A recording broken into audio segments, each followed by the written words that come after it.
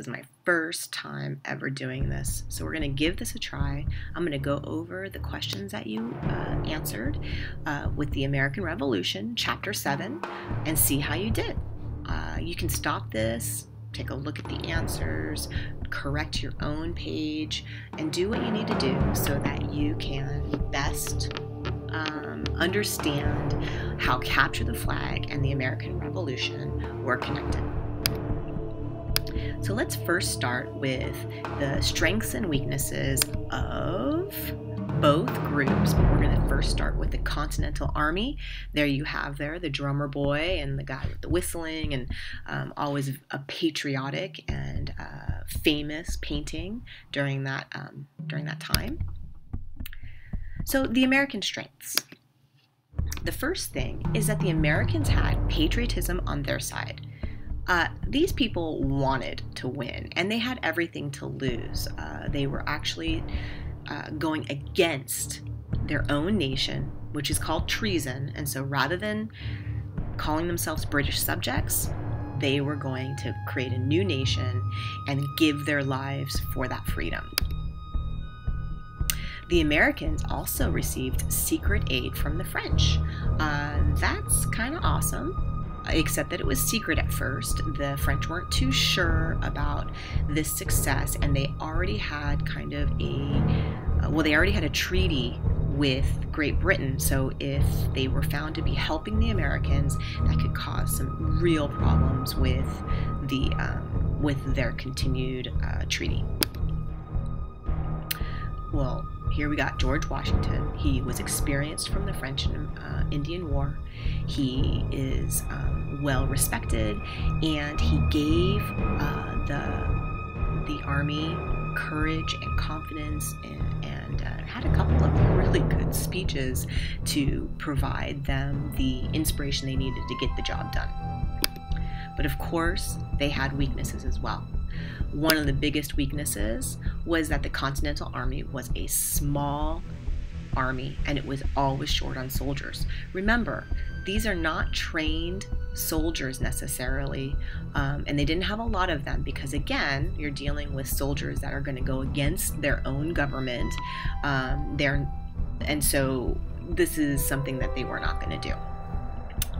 And so they were always short on soldiers because they had to train new guys, people who really never held a musket for battle before. And then finally, the army was plagued with not enough guns, not enough gunpowder, not enough official food or rations. They called them rations. And they really didn't have a uniform, or the people were making uniforms. But remember, everything they got was from Great Britain. When they cut off those ties, they weren't getting much from anybody.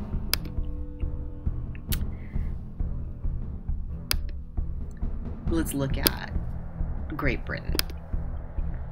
The British strengths.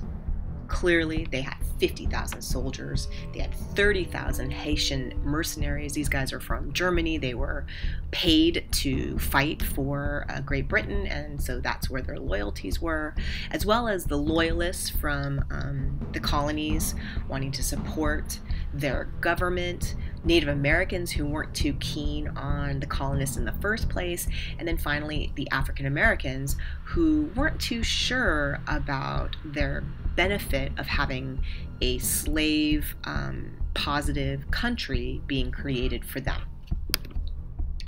The British soldiers were well trained, they were experienced, they had just gotten off the French and Indian War. Some of the generals had that experience, but also the soldiers had that experience. The British forces were well supplied with food, uniforms, ammunition, and weapons. They looked the part and they had the resources, and that was a good thing. But they had some weaknesses as well. They had to send their troops and supplies from Great Britain to North America, and it was expensive, and it was slow. It took time, and I think that that's what the Continental Army used to their advantage. And the British people, it wasn't happening in their own backyard. They did not have to protect anything personally for them, but they had this colony these colonies that were rebelling. And so they weren't totally interested in defeating the rebels, only because they were so far away. It wasn't really directly affecting the British people. Finally, something that definitely becomes a serious problem later on is that the British had poor military leadership. Some of the choices that they were making were made in confidence, but that confidence was ill-placed. So let's take a look at Capture the Flag. How did this connection happen? Well, the first thing is that the blue team was smaller and it hadn't warmed up. I had two people who were either ill or injured, and they were not a benefit necessarily when you look at it. But one thing that they did have was a positive energy. Everyone was willing to play, even my hurt folk, and I was happy about that. They had less training than the other side, and I think that has a lot of connection to how the American forces were smaller and had less training than the British.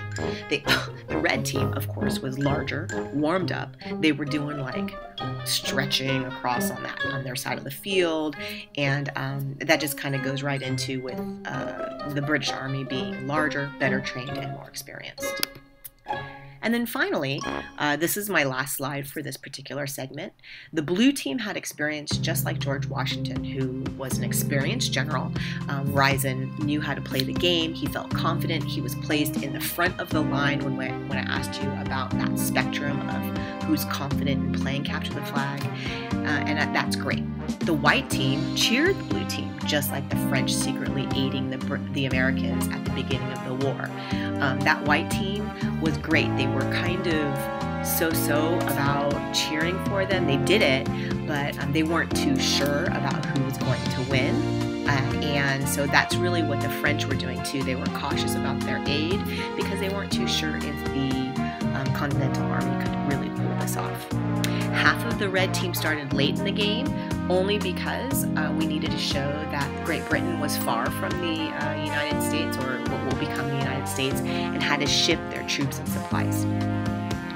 So that was the first page. I hope that you had, I hope this helped you, and I think this is a great way for me to communicate at your pace what are some of the connections, and also what are some of the answers that you needed to have for this part of your ISN.